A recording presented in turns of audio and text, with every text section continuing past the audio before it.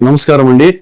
ఈరోజు press meet కి గల ముఖ్యమైన కారణం ఏమిటంటే, గత నెలలోన సత్యకుమార్, ఆంధ్రప్రదేశ్ వైద్య శాఖ మంత్రి సత్యకుమార్ యాదవ్ గారు ఇచ్చినటువంటి ఒక పత్రికా ప్రకటనలోన దాదాపు 43 మంది ప్రభుత్వ వైద్యులను విధుల నుంచి తొలగించారు. అదేవిధంగా 34 మంది వైద్యులు తమ యొక్క విధులను రాజీనామా చేయడం జరిగింది. ఇది చాలా తీవ్రమైన పరిణామం. ఎందుకంటే రాష్ట్ర యువత కూడా ఇటువంటి విషయాలపైన వెంటనే స్పందించాలి. ఎందుకంటే ప్రభుత్వ వైద్యశాలల్లోన ఈ రకంగా వైద్యులు నిర్లక్ష్యంగా విధులు నిర్వహిస్తున్నారు అనే ఉద్దేశంతో అనేక ఫిర్యాదులు ప్రభుత్వానికి వెళ్ళడం ద్వారా ఆంధ్రప్రదేశ్ ప్రభుత్వము వారికి సంజాయిషీ నోటీసులు పంపించడం జరిగింది. ఆ సంజాయిషీ నోటీసులను కూడా వైద్యులు స్పందించక ఎటువంటి సమాధానం ఇవ్వకపోవడంతో వాళ్ళకి కేటాయించినటువంటి సమయాన్ని కూడా దాటిపోయిన తర్వాత దాదాపు 43 మంది నుంచి 50 మంది దాకా వైద్యులను తమ విధుల నుంచి శాశ్వతంగా తొలగించడం జరిగింది.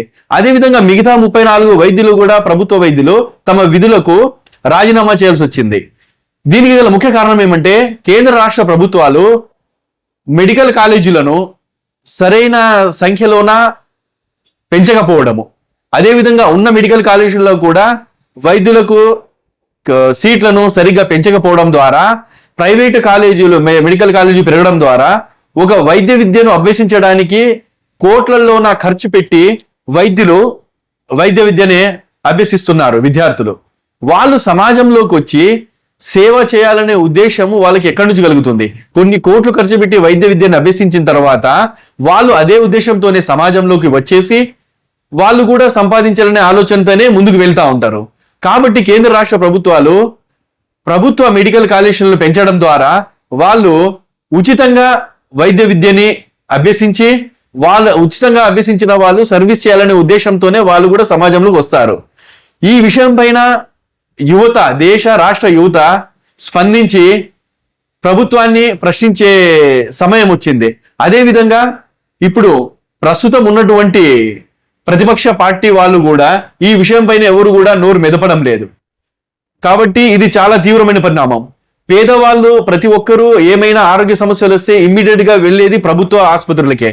ప్రభుత్వ ఆసుపత్రిలోన ఉండేటటువంటి సదుపాయాలు సరిగ్గా లేకున్నా, వైద్యులే లేకపోతే, వాళ్ళకి డైరెక్షన్ ఇచ్చే వాళ్ళే లేకపోతే, వైద్యం అందించే వాళ్ళే లేకపోతే వాళ్ళు కంపల్సరీగా ప్రైవేటు వైద్యశాలలకే సంప్రదించాల్సి ఉంటుంది. కాబట్టి వాళ్ళు ప్రభుత్వం సంజాయిషీ నోటీసులు ఇచ్చినా కూడా వైద్యులు దానికి స్పందించడం లేదు అని చెప్తే, ప్రభుత్వం ఇచ్చే జీతాలు సరిపోక వాళ్ళు ప్రైవేట్ క్లినిక్స్, ప్రైవేట్ హాస్పిటల్స్ లోకి వెళ్ళి వాళ్ళు ఎప్పుడైతే విద్యను అభ్యసించడానికి పెట్టిన ఖర్చుని కూడా సంపాదించాలనే ఉద్దేశంతో ప్రైవేట్ గాని క్లినిక్లు పెట్టుకుని వాళ్ళు సంపాదించుకోవడం చూస్తున్నారు. కాబట్టి ఈ విషయాన్ని ప్రతిపక్ష పార్టీలు, దేశ యువత అంతా దృష్టిలో ఉంచుకొని ప్రభుత్వాన్ని ప్రశ్నించి మెడికల్ కాలేజీలను పెంచుకునే విధంగా మనం ప్రభుత్వాన్ని ప్రశ్నించాలని నేను ఈ సందర్భంగా తెలియజేస్తున్నాను. నా పేరు సాయి కుమార్, న్యాయవాదిని, ఆదోని. నమస్కారం.